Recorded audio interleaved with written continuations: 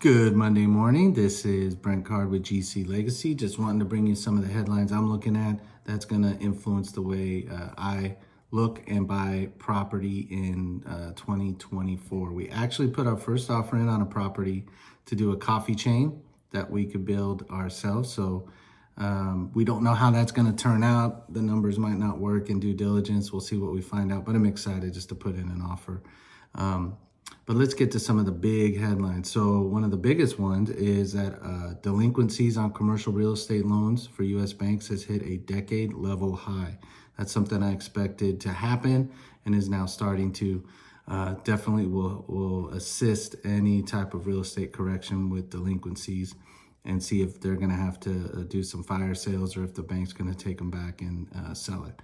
Retail sales fell for the first time in 7 months. So the U.S. Retailer consumer is weakening, buckling under these high interest rates and inflation. Even though it's coming down, it's still way too high, 3.2% on all-time high prices already.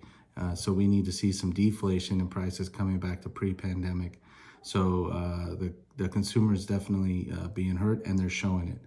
Unemployment is at a 2-year high, 8 week of increases. So again, employers are feeling the weight as well. So we're seeing an increase of unemployment, which will again hurt the economy.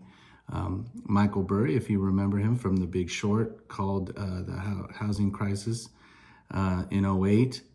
He did a 1.6 billion notional value S&P and NASDAQ short position. So what does that tell you? That tells you he thinks that the NASDAQ and the S&P are going to see some hard times coming up in the next few months, so he bought shorts. Another indicator of a weakening U.S. consumer is auto loan delinquencies with subprime borrowers reached a 30-year high. So a lot of people struggling to make their loan car payments. And then another instance on where we are weakening as consumers is average credit card balances hit a 10-year high. So all this is just bad news with high interest rates. We're not getting raises to keep up with inflation. Although inflation is coming down again, that's a 3% increase on already too high prices.